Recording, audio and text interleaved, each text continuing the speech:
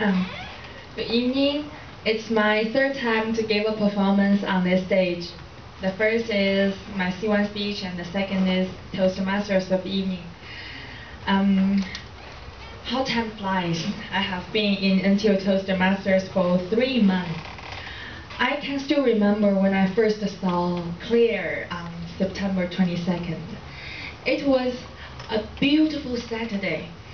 Wandering on the Palm Avenue, thinking about which student club I prefer to join. It was the placard saying, "Welcome to NTUTM," that caught my eyes. From the beginning, I didn't know any one of you. Till now, I have made true friends and have learned so much from you. It's like a magical journey to me, isn't it? Now today I invite you, all of you, to browse on my time machine to see what I have learned during the past month. I divide them into 3 parts. The first I want to talk about learning. Yes, I always want to say something about NTU Library. It is the library that gave this first impression on me. I strongly believe that the skill of a library represents its academic atmosphere. It turns out to be true when I feel the perseverance and earnest of my professors. They are rigorous about the whole science world, and what is more, they know the unpredictable influence they may put on the students due to their teaching. Additionally, I gained precious opportunities to join in symposiums related to my major field. They're about newly created techniques and so on. Here, what I want to say is learning is a lifelong career. If one day you stop learning, it means you are getting old. There are so many ways we can learn. The most common is from printed books, newspapers, and magazines. As the network develops fast today, Internet has provided us a much easier way to reach the current world. But don't leave one significant resource. Yes, people. We learn from people around us. As the old saying goes, never judge a person by his or her appearance. I strongly believe that everyone in this world has his or her unique characteristics you are lack of. So it is possible for you to learn from different people. Maybe you are not assured of the effect he or she has put on you is good or not, but it works in the long run. The condition is you choose the right side to learn. Second, I want to talk about respecting. We hear from the Western countries about the word democracy.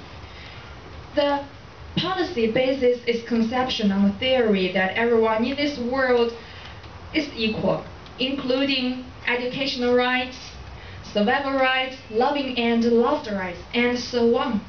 We give respect for others. At the same time, they show their respect for us. I believe all of you may have the terrible experiences when our feelings are ignored. It makes us depressed or even angry.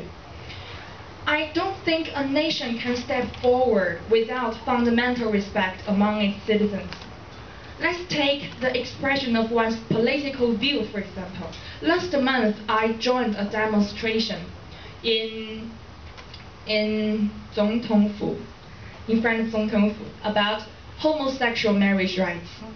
I strongly feel the desire and the anger of those whose opinions are ignored or even resisted by the society. The slogans they made, the placard they designed are true expressions of their hearts.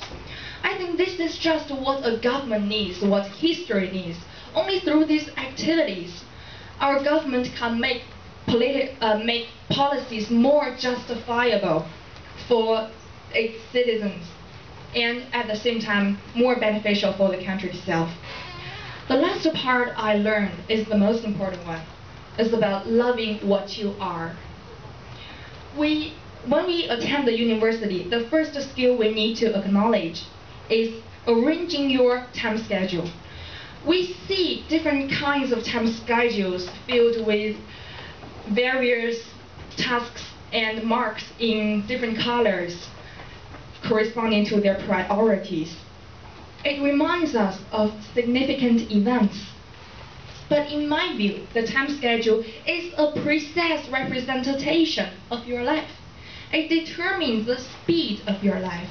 If the time schedule today is full of words and interpretations, it gives us a busy day. In contrast, it means a relaxed and happy day. However, what the timetables you made is one of the most important factors determining whether you can inject your whole passion into everyday works, consequently determining whether you can make achievement or not. Here I want to emphasize on no matter what happens in a day, no matter what you get and lose in a day, keeping an optimistic attitude towards everything is quite important. Sometimes we may feel the heavy burden on our shoulders. Sometimes we may suffer from pains, unfairness, or even desperate. However, don't forget, things often come in two sides, and wise people always find its good side. Remember the old saying, rainbows come after the rain. So, and last, actually I consider this C2 speech as a summary of my 4-month travel to Taiwan. I don't want to say thank you because I have said too many times. And I just want to say now is I wish all of you have a bright future. Thank you.